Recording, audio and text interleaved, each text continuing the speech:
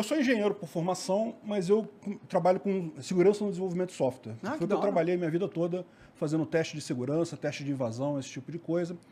E, em determinado momento, eu me deparei com o libertarianismo. Isso aí foi lá em 2014, 2015, coisa e tal. Comecei a estudar o assunto e me interessei muito por isso. Achei um tema extremamente interessante, extremamente atual. Na verdade, é o que eu falo para o pessoal, aqui no Brasil é o campo mais fértil que existe para libertarianismo que tem. O governo não funciona, não tem jeito, não tem nenhuma opção, não tem nada que te diga que um dia vai funcionar o governo, não tem esse negócio. Mas enfim, e daí você vai estudando a teoria da coisa, vai estudando qual que é a lógica por trás daquilo ali, e aí pronto, eu entrei nessa área e comecei a estudar para valer isso daí, né? O que te despertou para esse mundo? Eu imagino que tu já tinha alguma coisa política na tua mente. Não, eu sempre fui um cara liberal clássico na economia. Eu sempre tive aquela visão de que o Estado é um mal, mas é um mal necessário. É a velha história lá do Thomas Hobbes, lá do Leviatã e coisa e tal, que é um mal, mas é um mal necessário. Homem, né? Exatamente. Se você não tiver o Estado, você vai ter o Estado de natureza, que aí é pior ainda, não sei o que lá. Mas eu sempre me considerei isso, um minarquista. Eu achava que o Estado tinha que ser pequeno, mas né, tinha que existir, coisa e tal. E foi nessa época que eu comecei a estudar a coisa que eu realmente vi que, olha só, o Estado é um mal e é um mal desnecessário, é um mal que não tem por que existir de fato, né? Mas você acha que ele é um mal desnecessário atualmente ou ele é um mal que é um processo... Vai se tornar desnecessário no futuro para a sociedade mais desenvolvida? Não, eu acho que ele sempre foi desnecessário. Agora existe uma questão que é utilitária aí, né? O Estado ele foi positivo para a sociedade humana. O Estado ele foi positivo para a sociedade humana durante muito tempo, porque justamente ele facilitava você fazer negócio. Você tinha haver um Estado facilitava as pessoas a fazerem negócio. Isso, ou seja, ele ajudava no final das contas. Pagar imposto era uma coisa útil. Foi durante muito tempo. Deixou de ser com a informação descentralizada e distribuída, com o que você tem hoje. A quantidade de informação que você tem disponível, você tem muitos outros mecanismos para substituir o Estado. Ele se tornou desnecessário, totalmente. Mas é aquela questão Ele só não vai embora também, né? Vamos combinar que não dá pra... Porque assim, para o Estado ir embora, o Estado precisa querer ir embora, não precisa? Olha só, isso daí é uma coisa que assim, você não precisa acreditar que o Estado vai embora para ser um libertário anarcocapitalista. Você pode entender que o Estado é uma entidade do mal que está aí e vida que segue, né? Vai fazer o quê, né? Tem um monte de bando de criminosos por aí, tem o PCC, tem o Comando Vermelho, tem um monte de bando de criminosos por aí que não vão embora também e você vive a sua vida. Então o Estado é só mais um dessa turma que está aí te atrapalhando. Só que negócio. esse daí te rouba todo dia, não é às vezes. O tempo todo, né? Com uma eficiência muito maior que os outros. É impressionante, né? Mas enfim. É o sócio indesejado, né? Não faz nada e cobra 50%. É o ladrão estacionário, né? O cara fica quietinho lá e você que paga o dinheiro para ele. É impressionante, né? Enfim. Mas não muda o fato de você ser libertário. O Estado está aí, é legítimo, mas a gente não acreditamos nele. Agora, outra coisa eu acredito, sinceramente, que o Estado está com problemas, tá? Justamente como eu falei, como ele se tornou desnecessário, você começa a ter um monte de tecnologias agora que realmente permitem a pessoa viver a vida dela sem interagir com o Estado diretamente. Você tem dinheiro digital, você tem as criptomoedas, tem o Bitcoin, coisa e tal, você tem informação pela internet de tudo quanto é tipo e coisa e tal, de forma que o Estado se torna desnecessário e você consegue contornar ele. Então, ou seja, eu sinceramente acho que o Estado vai cair. Tem até uma teoria interessante, não sei se vocês gostam de economia, o Ronald Coase é um economista muito famoso, sempre estudo em escola de economia esse cara.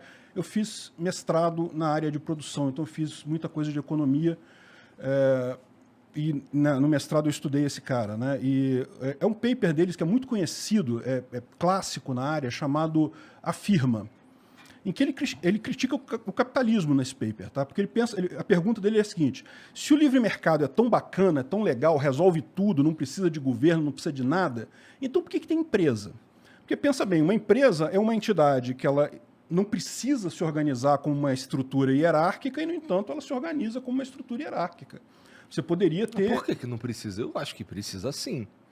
Então, essa é a pergunta dele. Por que precisa? Né? Por que você tem empresas organizadas se o livre mercado é melhor? Se o livre mercado fosse melhor, cada pessoa comprava e vendia de outras pessoas. Você compraria, por exemplo, vai fazer um show aqui, você contrataria uma pessoa para lá naquele dia, contrataria uma secretária naquele dia para fazer aquele show, acabou.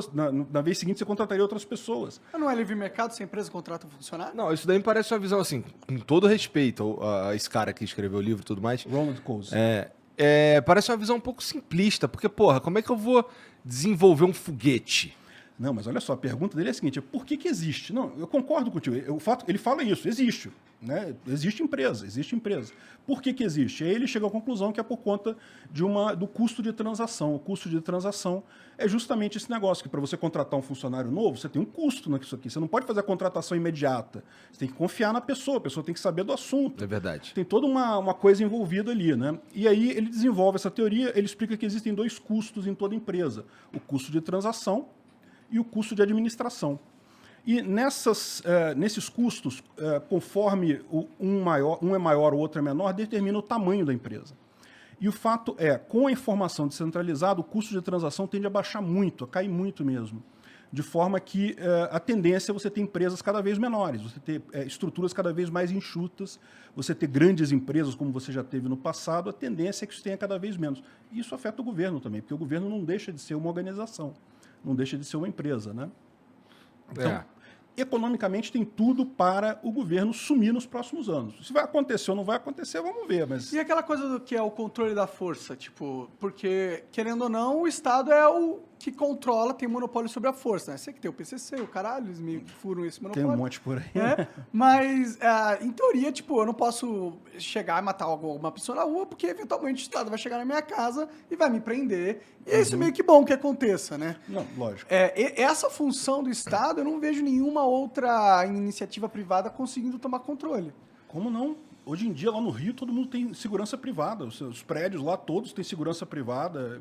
Eu não sei como é que funciona aqui em São Paulo. Não, sim, aqui a gente também tem segurança privada, mas... Todo mundo tem. Hoje em dia, a segurança do Estado é nula. mas é porque é uma falha do Estado, né? É verdade. É uma falha estrutural do Estado. Não, mas olha só, você pode pensar assim, mas não adianta, se o Estado se tornar totalmente desnecessário, ele continua tendo um monte de gente armada lá, e ele vai apontar as armas para você e vai falar, não, meu amigo, você não vai sair daqui não, pode pagar seus impostos aqui, porque senão... mas a questão toda é essa, é econômica, né? Como eu falei, você manter as pessoas sob dominação pela força exclusivamente é muito caro. É muito caro. O Estado não tem como manter pela força exclusiva as pessoas. O Estado funciona porque a maior parte das pessoas acredita no Estado, confia no Estado, quer pagar, quer que o Estado funcione. A verdade é essa. Sim, mas tipo, um Estado, tipo um órgão público, ele não parece uma ideia boa? Olha só, assim, as funções executadas pelo Estado podem ser boas. Agora, a questão toda precisa ser imposta à força ou poderia ser uma empresa oferecendo aquele mesmo serviço? É o caso da segurança que você falou. Sim. Não, segurança é uma coisa excelente, todo mundo precisa de segurança, né? Mas pode ser um serviço privado, pode ser perfeitamente um serviço privado. Sim, mas para existir um serviço tem que ter regras que compõem como o serviço acontece. Sim. E quem dá essa diretriz meio que é o governo. Não necessariamente. O que a gente propõe é justamente a chamada sociedade de leis privadas, né?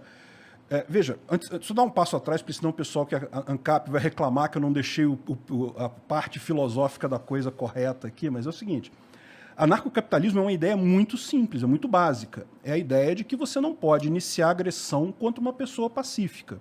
Se a pessoa não está sendo violenta com ninguém, se ela está no canto dela sem fazer nada com ninguém, você não pode, não existe nada que justifique você iniciar agressão contra essa pessoa. Parece uma coisa razoável, né? A pessoa não está agredindo ninguém, ela não está invadindo a propriedade de ninguém, não está fazendo nada. Por que você justificaria você agredir essa pessoa? Mas isso aí vale só para violências físicas ou para, tipo, eu posso totalmente não estar fazendo nenhuma violência física, mas eu posso estar organizando um grupo violento que age violentamente por mim? Não, pois é, isso daí, na verdade, seria uma autoria imediata nesse caso, né? Porque um problema que a gente tem é que o pessoal, às vezes, fala assim, não, mas tem agressão verbal, e a gente entende que não existe isso. Você xingar outra pessoa, falar mal de outra pessoa... Existe, mas está tudo bem existir. Exatamente, ninguém não arranca pedaço de ninguém isso, né? Paus e pedras podem me quebrar, mas palavras nunca vão machucar, né? Exatamente. Ninguém precisa ficar ofendido por nada que seja dito sobre ela, mas enfim... Então, assim, o que acontece é isso, você tem, a ideia é só essa. Aí, como que isso vai ser implementado na prática é outra história. A ideia é só essa. E com isso a gente sabe que o Estado é um ente legítimo. Por quê? Porque o Estado, você pode estar quieto, você não agrediu ninguém, você não fez nada de errado, ele vai mandar para você uma continha lá para você pagar de imposto, no mínimo, Sim. e você vai ter que pagar, e se você não pagar, ele vai iniciar violência contra você, vai te prender, vai confiscar seu dinheiro, Sim. enfim. Então, por isso, o Estado está errado, o Estado não é legítimo. Agora, como que você organiza a sociedade nessa ideia? Isso é uma coisa aberta. O anarcocapitalismo não prega nada, não diz que você vai resolver desse jeito ou daquele jeito. Ele diz, olha, qualquer que seja a forma que você vai resolver, você não pode começar com agressão com pessoa pacífica. Agressão com pessoa pacífica não rola.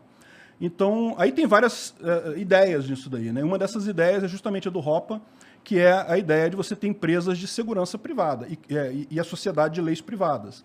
O que é essa sociedade de leis privadas? É justamente que você vai substituir as leis que hoje são feitas pelo Congresso por leis que você escolhe num mercado. Você compra a lei que você quer obedecer. Então, por exemplo, todo mundo concorda que tem que ter lei para a gente funcionar. Isso aí é inevitável. A sociedade precisa de algum controle, alguma coisa. Regras são e o que regras, né? organizam a gente. O ser humano é um ser gregário, ele é feito para viver em sociedade. Se a gente fosse todo mundo ermitão, cada um morasse num canto, de repente não precisava de nada. Sim. Mas não é assim que o ser humano funciona, né? Então, a proposta dele é essa, que você tenha empresas de segurança privada, que cada uma vai ter lá a sua constituição, com as suas leis, o que pode, o que não pode, e você compra a proteção daquela empresa de segurança privada, ou seja, você aceita as leis daquela empresa. Então, aquela empresa que vai garantir um ambiente, digamos, adequado para todo mundo que está ligado a ela, é quase como se fosse um país. Só que é um país que você escolhe quase o qual que você vai. É um governo que você escolhe qual governo. E o que mantém a coesão entre esses governos? Porque se cada governo tem uma regra, guerras vão acontecer. Exatamente. Aí você tem justamente o livre mercado para garantir esse tipo de coisa. Essa é a grande vantagem. O livre mercado é a grande força pacificadora do mundo, né? Você vê, a gente está perto da Terceira Guerra Mundial. Vocês estão acompanhando aí o que está acontecendo aí na Ucrânia, Taiwan e não sei o que lá.